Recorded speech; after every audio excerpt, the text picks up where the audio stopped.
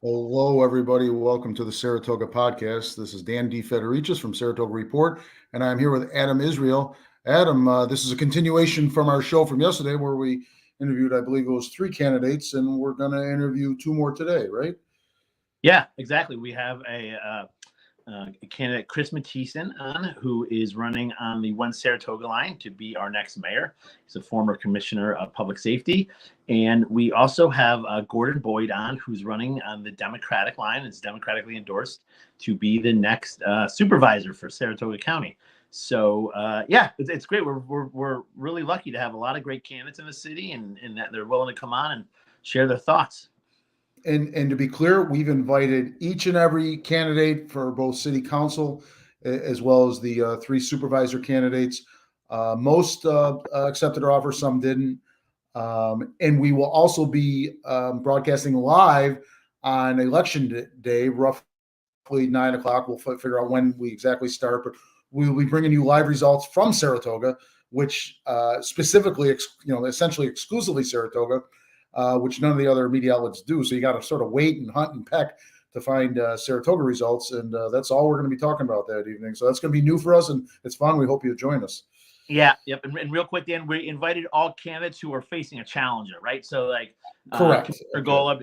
He's welcome to come on, but he's not facing a candidate, a challenger right now, so he's not on. And the other thing, just to talk about election night, we will be there in the room as results are getting read. So we will have the results before any of the other.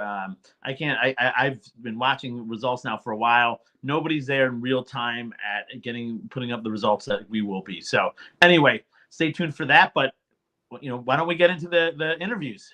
Excellent. I'm going to bring in mayoral candidate on the One Saratoga line, Chris Mathiesen. Chris was a dentist for about 4 decades in this city, as I understand. Chris, yes, almost 45 years. Yes. Okay, and you served 3 terms on the city council as commissioner of public safety. Is that correct? I was commissioner of public safety from 2012 to 2017, when I chose not to run for a 4th term.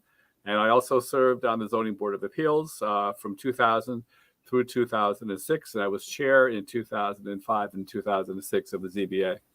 Okay, great. So you're running for mayor here. I am. And we're going to get right into it here. For those that didn't see any of the other forums or anything, can you kind of introduce yourself to them and explain why you're running for mayor of Saratoga Springs on the independent one Saratoga line? I can. Well, first of all, I'm on the independent one Saratoga line because we circulated petitions for One Saratoga, and we gained enough petitions so that we'll have a line, a row E on the ballot.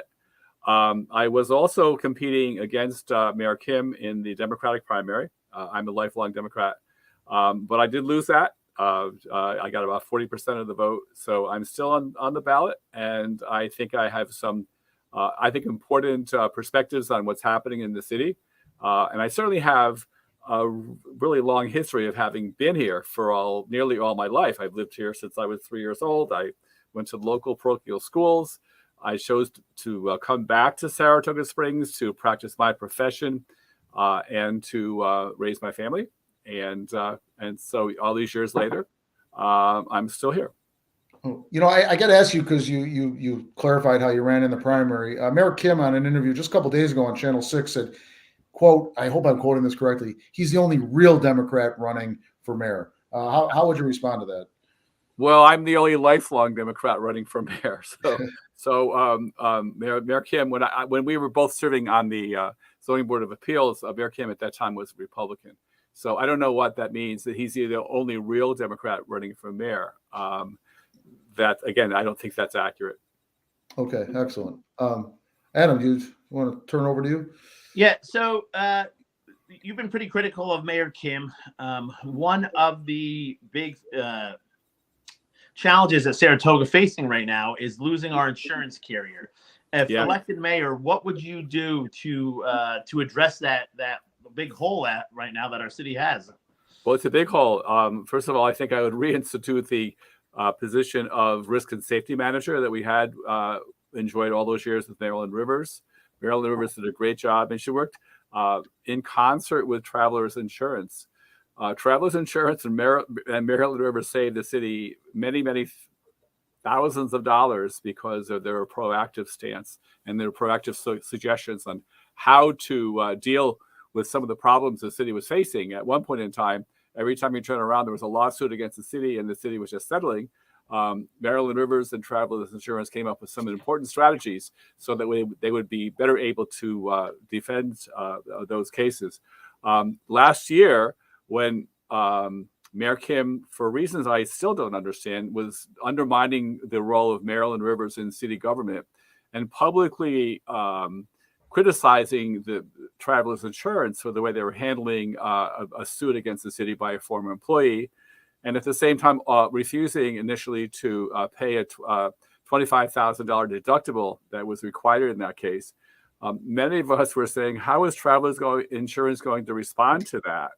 And I guess the answer to that we found out earlier this month when Travelers decided that they would no longer be able to provide liability insurance for the city. Now, I understand that Mayor Kim insists that this is because of, and some other members of the council, in fairness, not just Mayor Kim, claims that this is because of lawsuits that were involving previous members of the council. If you read the letter, that's not what it says. It seems to indicate that Travelers was dropping the insurance coverage for the city because they disagree with the way the city is handling those kinds of issues going forward. And I think that's really the reason why they decided to end the coverage. And as a result, apparently, and I don't know exactly what the statistics would be, once a new carrier will be found, I've heard that the cost of insurance will be quite a bit higher than it has been. So yes, one of the things I would definitely do is reinstitute the risk and safety office. That's very important, and give them the authority that they used to have in city government, and try to reestablish a relationship not with Travelers, if not with Travelers, then with another reputable company. The problem is Travelers was one of the most reputable companies out there providing insurance for municipalities. So that's a big loss.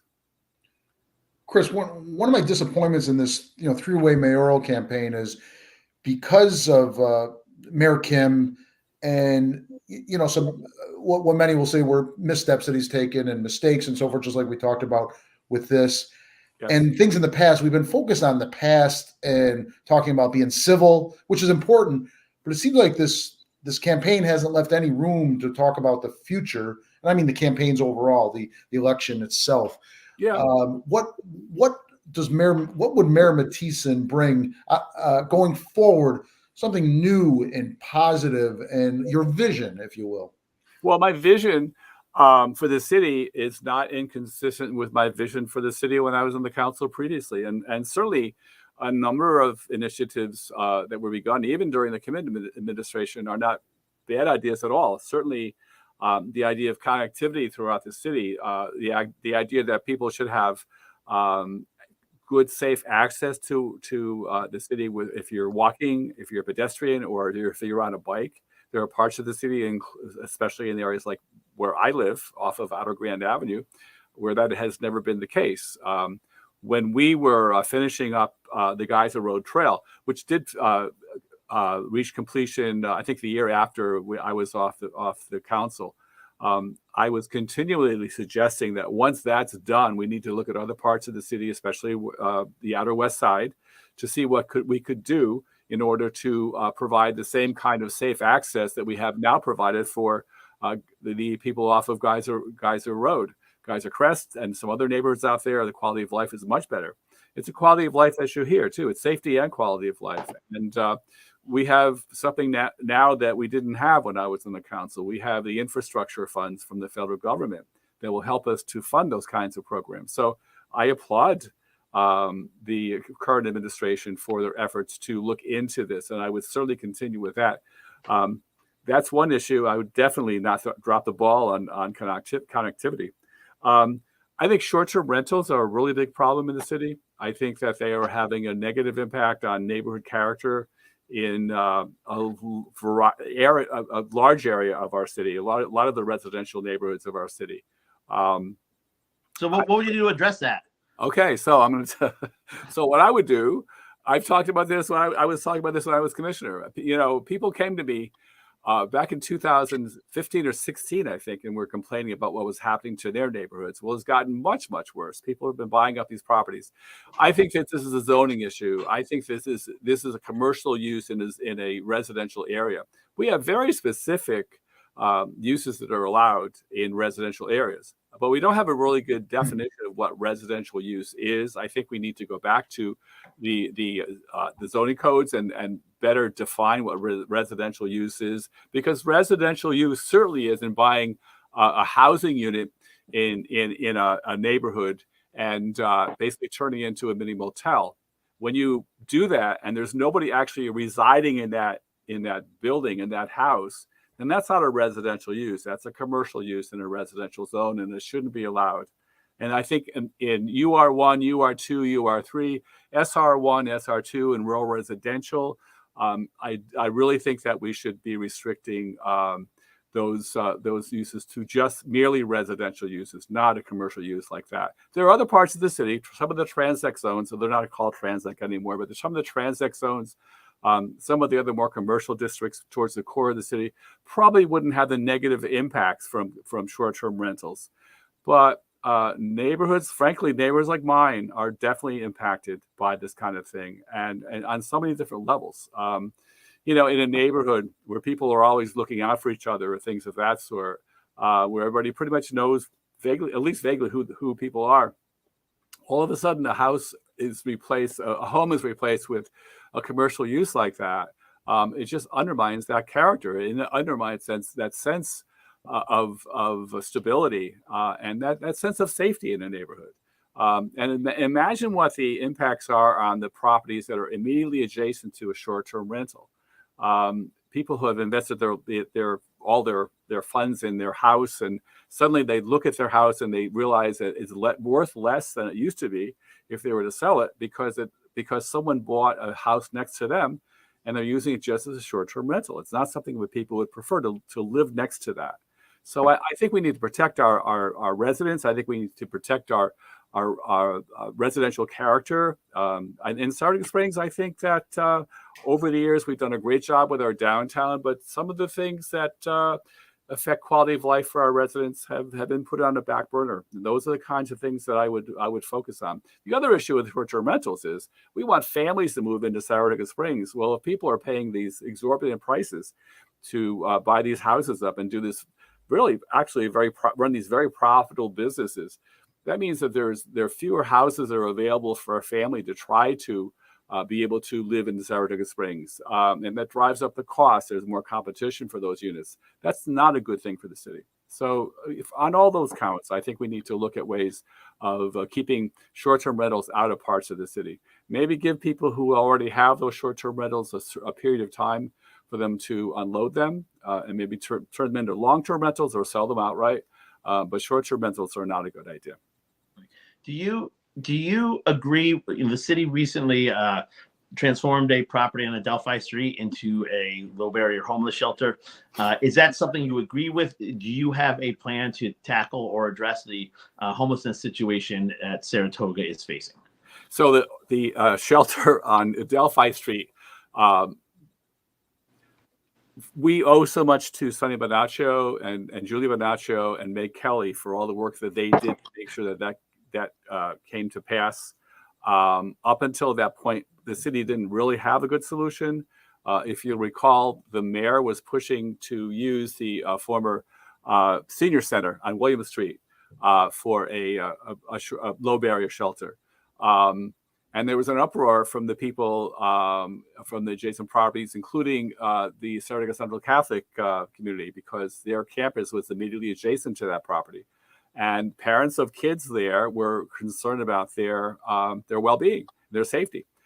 Well, sadly, in the time of union, Mayor Kim mocked them and questioned their Catholic values. And he mocked Shelters of Saratoga because they were looking at that and saying it was really over their heads. It was too much for them to handle, because it is a very big responsibility to take care of a group of people in a low barrier shelter. It's very different from some other types of shelters, like Shelters of Saratoga runs, which is restricted and does have some very specific guidelines that people have to follow. They do a great job for the city, but they didn't deserve to be mocked by the mayor. As far as the facility on Adelphi Street is concerned, I think it's a great short-term solution. But I think we all need to put our heads together to decide what a long-term solution is. And the first step, I think, is to get a really good handle on who the people are that we're serving and where they came from and what what the city's responsibility is there, as opposed to the federal government and the state government and the county. I think that expecting Saratoga Springs to fund a low barrier shelter, I think is asking a lot. When we have so many other really important things, we shouldn't be funding that solely. I think we need to find we need to have a very altruistic approach here. We need to be understanding of the fact that these are people who have some terrible problems. They're not making good choices for themselves. There are mental illness issues here. There is alcohol and drug addictions here. I unfortunately have had experience with family members of this sort, and I have an understanding of how they end up in the street, because families kind of give up, and their friends give up on them. It's a very, very sad thing. But I think that we need to get a really good assessment on how best to treat to deal with this problem. It certainly wasn't, I think, a good idea to allow people to live in the parking garage. I don't understand why the trespassing laws weren't being enforced. I don't understand why the open container laws were being enforced, et cetera, et cetera. I think that was a big mistake. I would think we lost a lot of people this summer who were exposed to that, and last summer who were exposed to that scene. I think came away with a negative impression of Saratoga Springs. I think that's a very bad thing. I think that you need to have standards. You need to enforce your rules and your laws. And when you stop doing that, you're basically enabling people who have these issues to continue to operate the way they were. This council is full of strong personalities. 3 of them are returning no matter what, right? Yes. And predict or promise or what you will, how would a Mayor Mathiesen get along with a city council that has been at odds? And it's not just about a Commissioner Montanino. There have been some early ugly interactions early in the term involving Commissioner Moran and the mayor. Tell us, how would Mayor Mathiesen handle the interactions with his fellow council members? I think the mayor needs to be a facilitator. In the past, mayors have been facilitators to improve relations among people in the council. That didn't happen over the past nearly 2 years. There was almost an encouragement for some of the vitriol that we saw. I've attended a lot of meetings, and you pick up a lot of what's going on, a lot of the emotion that's going on when you're actually in person, as opposed to watching through video or recordings. It's really unfortunate. I never quite have seen anything quite like this.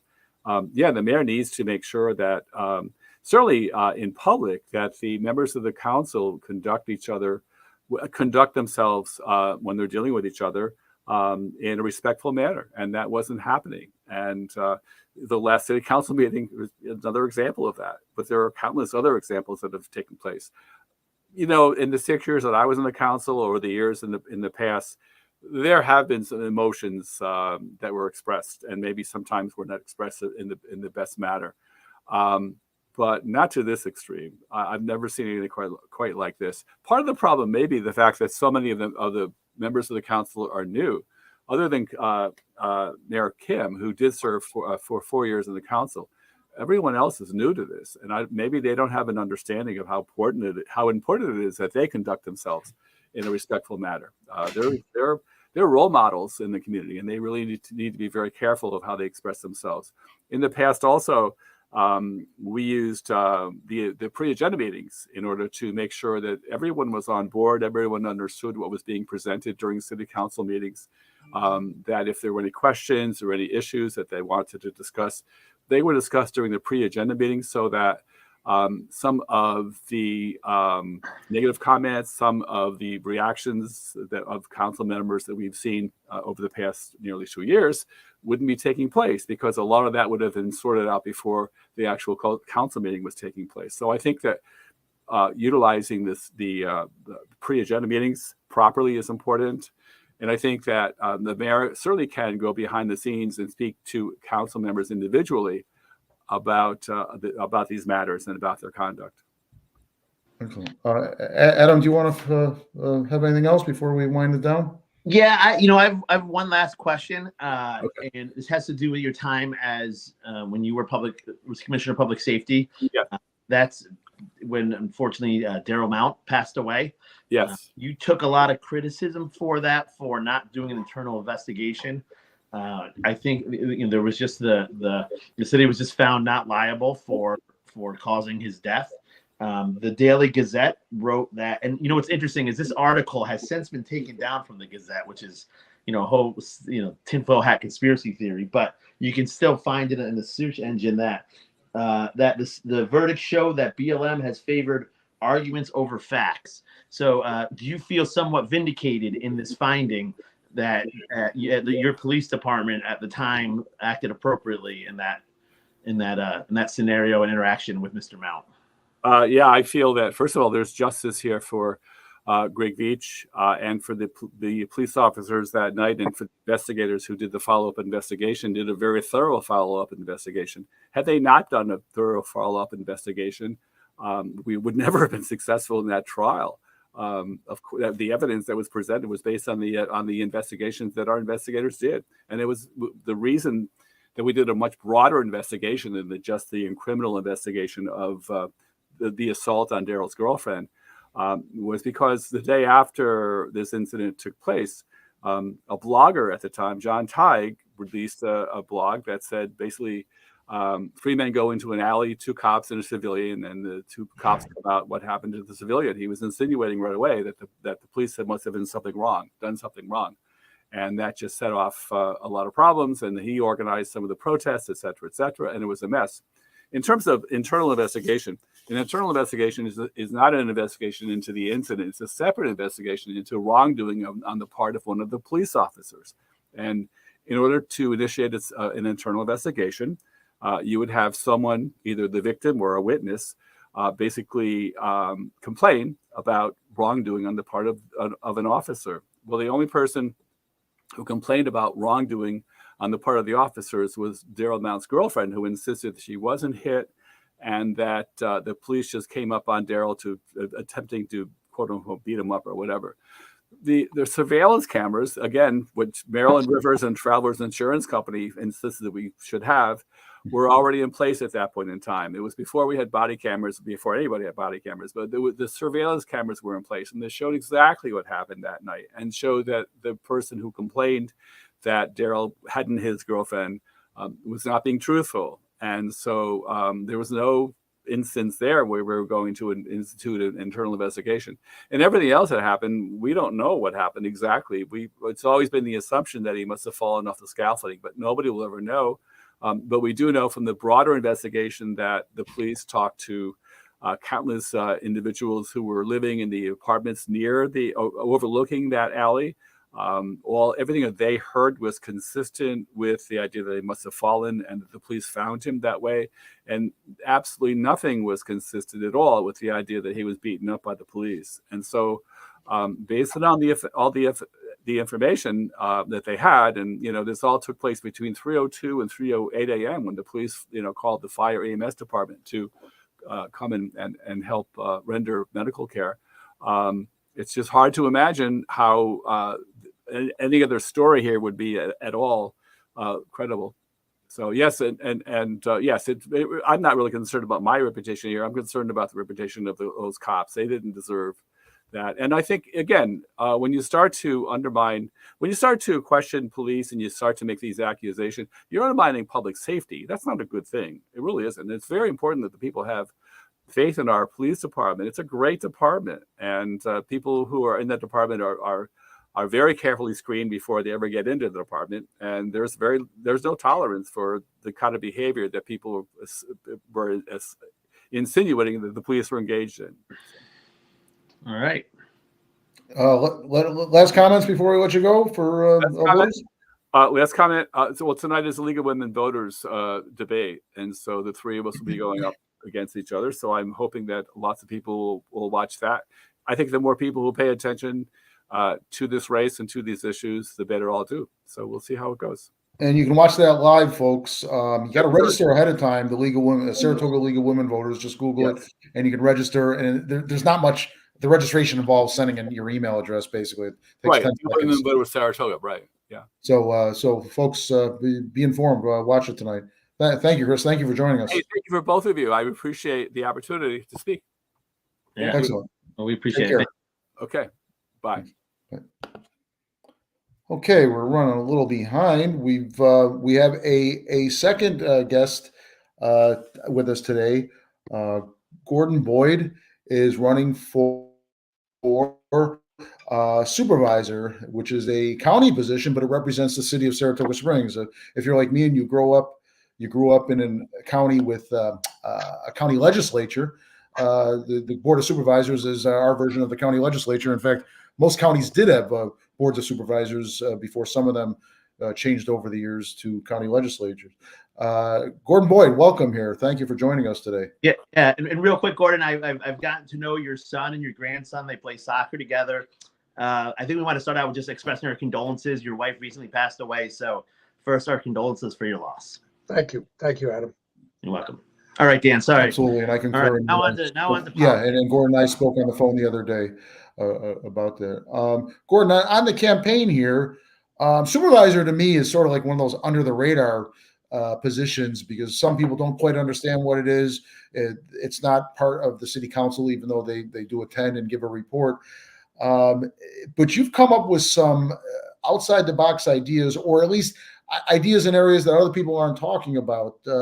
You were instrumental in helping the backstretch workers kick off a labor organizing. You proposed some CDTA to help with the school busing because there's such a school bus shortage, and I personally was affected by that. You're talking about the weighted voting at the committee level of the county legislature, which is sort of inside the baseball stuff, but you pointed out how important that is. So I commend you for bringing up some issues that others maybe haven't brought up before. Do you want to respond to that at all? Well, I've been a student of county government for 45, 50 years. I covered Saratoga County for the Daily Gazette when it was called the Schenectady Gazette back in the early 70s. And after when I worked for the state legislature in the 70s and the 80s, I worked for the Speaker of the Assembly, and I got involved with many issues that affected local governments throughout the state, holding hearings, making policy, drafting and negotiating legislation with my Republican counterparts in the state Senate. So I learned about county government that way. And then as an energy consultant from the late 90s until about 7 years ago, I managed energy procurement for 37 of the county governments in New York State. And so I learned about, well, I was their expert in procurement for electricity, natural gas, and renewable energy. So my acquaintance with county government decision-making processes, the different forms of county government that we have in New York State, has given me a familiarity with that. And I will say that Saratoga County, the population and the growth of the county over the decades that I've lived here has really outgrown the form of government that we have, the Board of Supervisors. We're the largest county in the state that still has that form of government. The next largest one is about half of our size. And the ones smaller than that are almost as small as our larger towns that still have supervisory forms of government. Most counties of our type, which have a metropolitan center and larger towns, commuters, and lots of development, are using the legislative format to have equal representation among the members of the board. And that's something we don't have in Saratoga County. We have 2 members from Saratoga Springs who divide 28,000 weighted votes when the board meets as a full body. But they only hold 6 positions on the committees, which nothing gets to the full board without coming out of a committee. And on the committees, it's 1 supervisor, 1 vote. So then Matt Veach's vote is equal to the supervisor of the town of Day, who has 819 people. And I just think that's bound to result in inadequate outcomes for us. I have ideas on transportation, housing, workforce housing, especially to advance in the county as a whole. And I just think it's going to be hard to get to those outcomes if we don't have a representative structure on the Board of Supervisors. I will propose rules changes to the board if I'm elected, and that would at least correct what we can of the inequity of the committee structure and see where we go from there. So Gordon, the question I would have is, one thing we've seen about government politicians is they're normally very unwilling to give away power. And as a Democrat, you would need a lot of Republican support to pass something like that. So Right. I think that was already would be difficult to do. Now you're doing it with people who aren't necessarily in your party or caucus with you. How would you see yourself effectively impacting these changes? Well, Adam, the common interest here is among the larger population towns. So Saratoga Springs, Wilton, Moreau, Milton, Malta, Clifton Park, and Half Moon are all above the mean of the town population average. Okay, so those towns actually have the same interest. The citizens of those towns are being disenfranchised by this system just as much as Saratoga Springs is. It's just that the political differences get mediated by the Republican Party. But those towns do have an interest. And I would say also that during the pandemic, this came up and it was resolved in a very, impactful way. The small towns and the larger towns ran up against each other over the conduct of the county administrator and the way he was allocating overtime to certain workers. And they got rid of the county administrator. The big towns coalesced, and even Tara Gaston, who was the lone Democrat from Saratoga Springs, became very briefly the chair of the health committee. So that was coalition building even then, before I started talking about it in this campaign. So I think it's possible because they have an interest in it. And I think if it can be proposed in such a way that brings us together in a way that's equitable and fair to everybody, I think it would be a hard thing for them to vote against.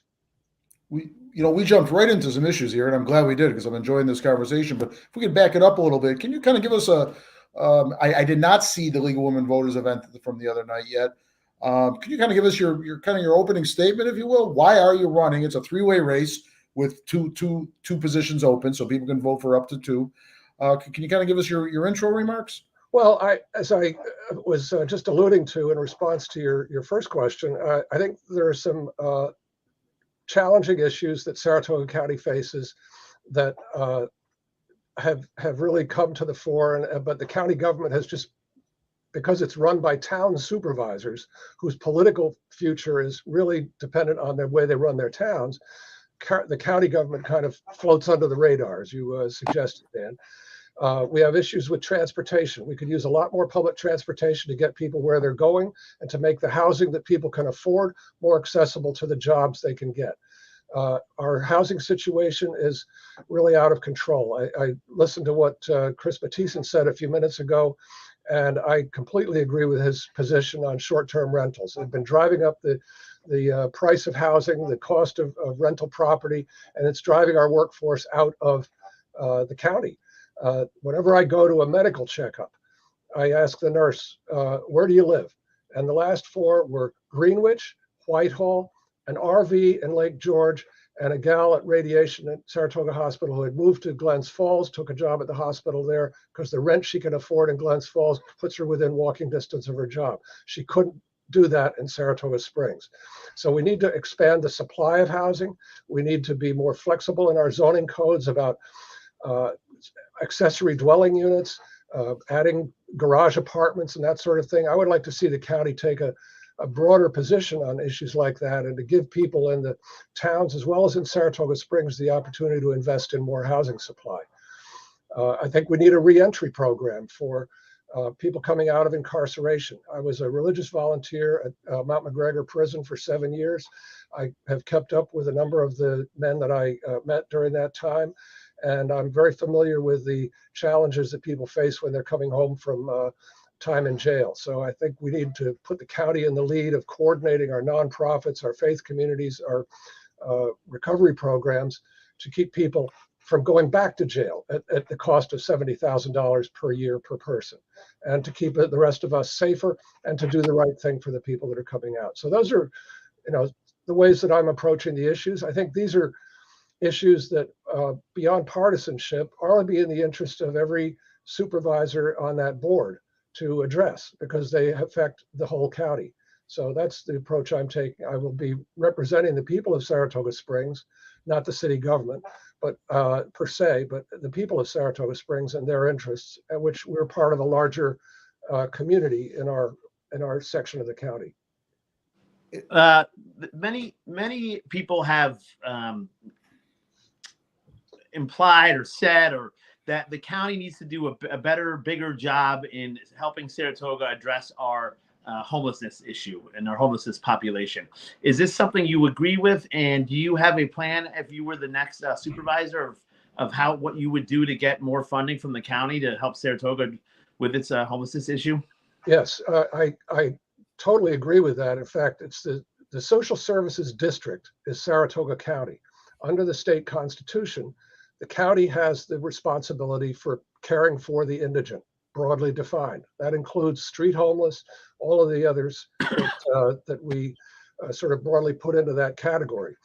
The way they do so is by working with the nonprofit agencies like RISE and Shelters of Saratoga, AIM, Captain, Veterans and Community Housing Coalition, a whole bunch of others that actually provide the services. And then through various state programs that the county administers, they get reimbursed by the county for the expense of their care for these individuals. What the city has done is really a little bit, it's salutary in the sense that they've tried to get a place where services could be rendered, but it's not their job to actually render the services. So I'm very happy that RISE has been brought into the picture at the Adelphi Street location. And I hope that relationship continues for a long time, and that through RISE we'll be able to find a permanent location. But it is the county's responsibility to fund this, and the state money is there to fund it. I found out when I was volunteering in this area a few years ago, working on developing a project for my church, that the county was giving Shelters of Saratoga about half the money per capita that every other county in the region was giving to their cold weather emergency service provider. Albany was $75, Warren County was $85, Washington County was $80, and Shelters of Saratoga County was giving them $35. So that's one of the reasons in the background why the location of the cold weather service at Cold Blue has been such a chronic crisis, because shelters have been operating on a shoestring, and the county has not been giving them the money that they should get. And every single dollar of that is state money. There's no local match. So it's 100% state money. Whatever shelters agreed to with the county would get 100% of that money from the state, whether it was $35, $65, or $85. I just think it was negligent of the county and lack of attention by our then supervisors to really see that program was properly funded. The way this election is structured is you're running against two opponents to get two out of three. The top two will win. So you're running against them, but if you win, you're going to be serving with one of them, Matt Beach or Michelle Madigan. We talked a little bit about this dynamic to both of them yesterday. Do you have a preference on that? Can you work with both of them if you're both there for the benefit of the city? What say you on that issue? I think that's up to the voters. Matt has been in office for 16 years. He's a Republican. He happens to be a good friend of mine, and I have great admiration for him as a person. We have some differences over politics, but I mean, he's a pretty practical person, as I try to be. Michelle Madigan sort of came back to the Democratic Party earlier this year so she could circulate petitions and get on the ballot. Now she's been discovered to have not filed her financial, reports on time. And I really think that the voters of Saratoga Springs are unlikely to empower a candidate who's really kind of a scofflaw when it comes to the election law. Election law is there to protect our democracy. And if people are going to just blithely shunt it aside, they're really being like a lot of people we hear about every day in Washington who are election deniers and that sort of thing. I think that would be unfortunate. But if the voters see fit to put her in office, and me as well, I'll do everything I can to work with her to make sure that the city is adequately represented. And I don't necessarily want to defend her on that. It's breaking news, about a day and a half old, at least to me. And she has to answer for that to the voters who might vote her. But in fairness to her, Mayor Kim had a similar issue 2 years ago when he got into office. Is that correct? As I did some research on that. I'm not familiar with what Mr. Kim's problem was, but I know that in Michelle's case, her treasurer resigned in March, and then she only got somebody back in the swim a week or so ago. That's 6.5 months without a treasurer while she was raising and spending money. That's a violation of the election law. Fair enough. Okay. Adam, do you have any follow-up for Gordon Boyd? No, just I appreciate you coming on. I know it was sometimes our politics might not all align, but we're all Saratogians. I know you've gone back and you've had business dealings with my family for years ago, and so I think we're all in this for the best of the city. So I appreciate you coming on and sharing with us your vision if you were the next supervisor. Well, thank you very much. I applaud what you're doing here to bring shed some light on the political contests that are underway. I think that's a good thing. The whole practice of journalism has been changing over the last number of years as digital technology has taken over, and the paper is it's not out of business yet, but it's definitely not the only way that we get our news. So I think what you're doing is really commendable, and I appreciate the opportunity to be part of it. Yeah. Thank you. Thank you for joining us today. All right. Thank you. Okay. Excellent, Gordon. We're going to take you off screen now, and Adam and I will say our final goodbyes. Thank you again for joining us. Okay, Adam. That was good. This was, like I said, this was an extension of yesterday's show in effect. Thanks for being here with me. And we will follow up. This will be posted. Yeah, it's live now, but it'll be available. Yeah, it was great. I was really happy to see. I think the only two candidates to not come on were Mayor Kim and Kristen Dart. I wish they would have, because they saw how.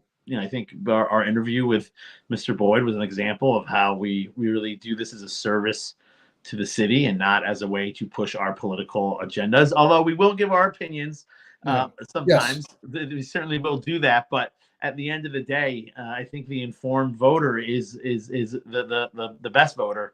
And so that's what we're trying to do here. But Dan, I appreciate it. I think the early voting starts Saturday.